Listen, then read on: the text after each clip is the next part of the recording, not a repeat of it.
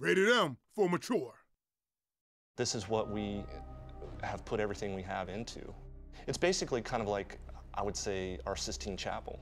It's the project of a lifetime for a lot of us.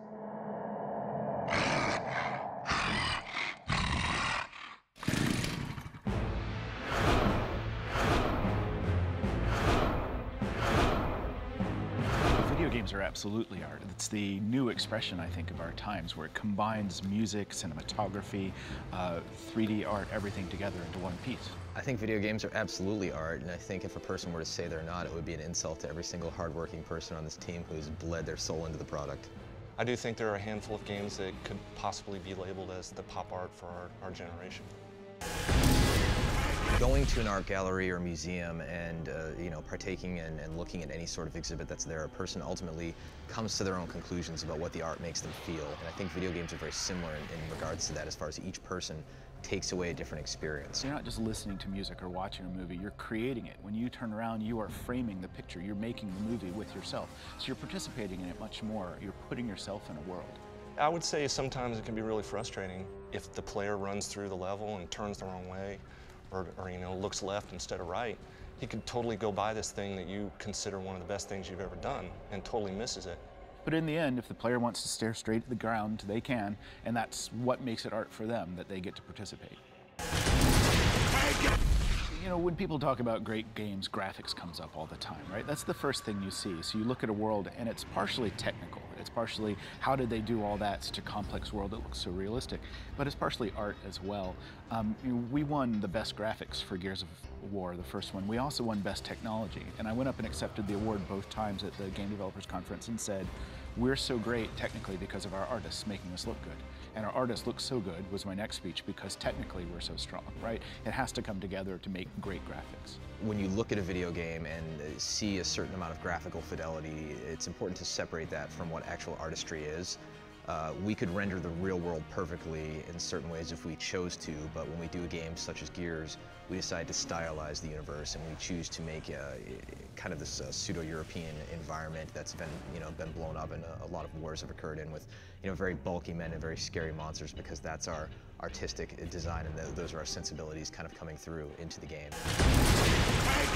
One of the scenes that personally resonates with me as far as a vista in Gears 2 is the sequence at the beginning of Sinkhole, when Marcus and Dom kind of come out and they see this section of city that's been sunk, and Marcus says to Dom, there it is, the beginning of the end.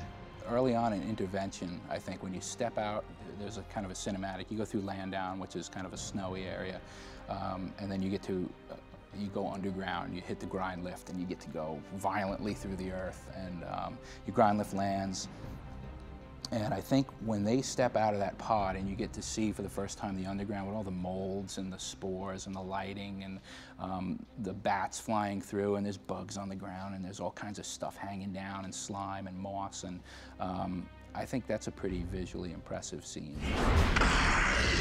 There are a number of influences that personally kind of affected my output creatively working on the product of Gears. First and foremost, a trip to London like 5 or 6 years ago that I had, in which just kind of experiencing the mix of the old and the new, the architecture that's been around, the sense of history, the sense of place. It was tremendously influential. As well as musically, was listening to a lot of the Requiem for a Dream soundtrack back in the day when working on the first game. And those kind of sad chords by the Kronos Quartet, and that same hook that's reused in a lot of techno and rap beats is something that resonates all the time when working on a computer. Personally, it's Frank Frazetta, H.R. Giger, stuff like that. Growing up, that these artists have influenced my tastes.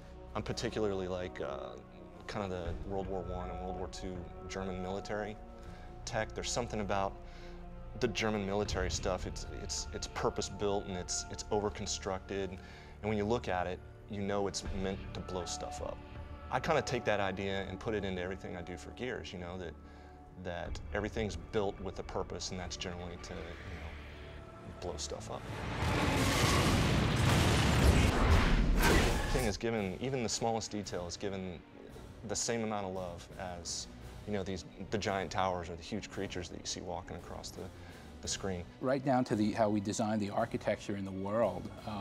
It's all based on this beautiful European architecture, some of the French influence, and stuff like that. Some of the things like the grime and the little bits of paper and trash that are laying around the level are one of the smaller touches that I think adds a lot of detail to the world and the universe. We've got modelers that model doorknobs and little pieces like that, and some guys are doing rooftops and walls, and some guys are doing characters, and then it all comes together miraculously. I mean, it works. It works really well. I think when you look at the world, you look at the characters and everything that comes out of it, you truly feel like you've been transported to what is essentially another world, another place, another time.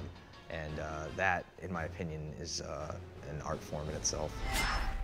Hang in there, Rook. We'll be there soon. Let's go find Carmine.